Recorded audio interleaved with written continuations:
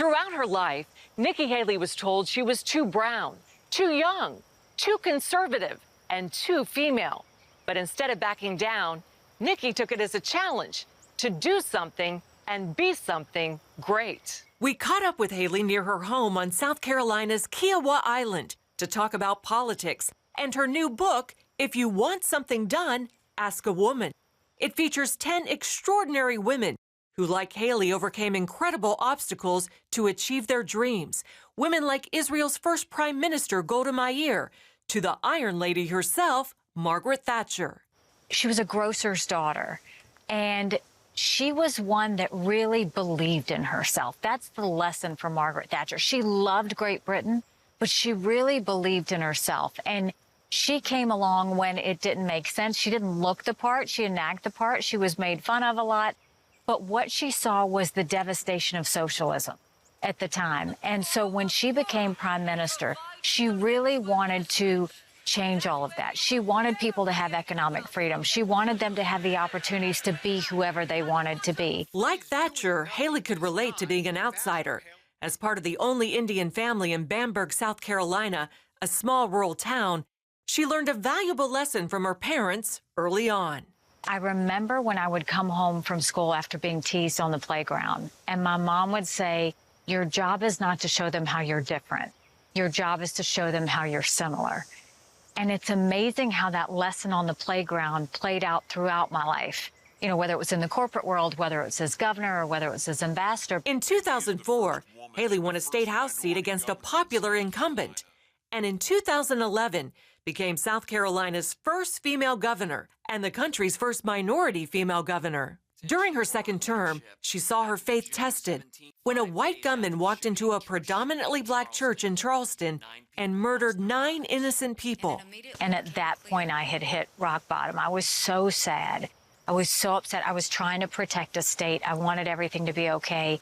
And I remember one day saying, you know, God, I'm broken. I can't do this unless you help me. And he was there. And I look at, even in my most challenging, darkest moments, you know, of any time in my life, that's when your faith grows. I always go back to Joshua, you know, 1:9, be strong and be courageous. Do not be afraid. Do not be discouraged, because God will be with you every step of the way. Then in 2016, President Trump asked Haley to be the ambassador to the United Nations.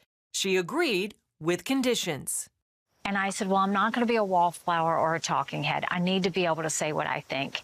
And he said, Nikki, that's exactly why I want you to do this. And he was true to his word from the first day to the last day. Haley took part in the historic vote to move the U.S. Embassy from Tel Aviv to Israel's capital of Jerusalem.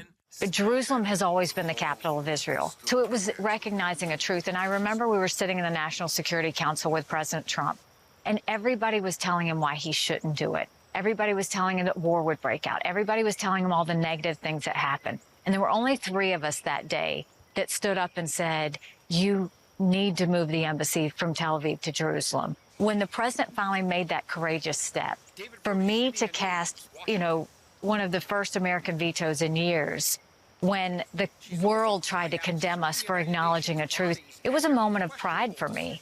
After serving as governor here in South Carolina and later as U.S. ambassador to the United Nations, Nikki Haley says there's still one more job she'd like to have, and it's not vice president. I don't play for second. I've never played for second.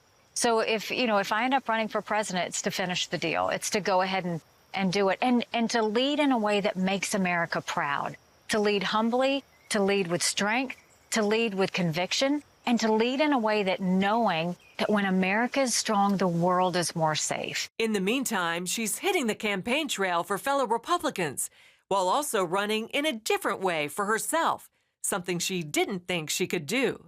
I just decided, well, you know, I'm going to try it. I'm going to try and see if I can run. And I think that running teaches you to be comfortable being uncomfortable. So I ran a half marathon in December, and now running has become such an outlet for me, because when you run, you know, in the mornings, you get your life together, you prioritize, you pray, you think about all the things that are really important. When asked about running for president if former President Trump is in the race, she told me, I think we have to see what he's going to do. I don't think he knows what he's going to do. And so you know, we'll see in November and we'll read what the tea leaves are and see what's going to happen. I think right now, America needs someone who's strong, someone who's going to be courageous, someone who's not going to back down from a fight, someone who's got the energy and the stamina to see this through, and someone that knows this is going to hurt before it gets better.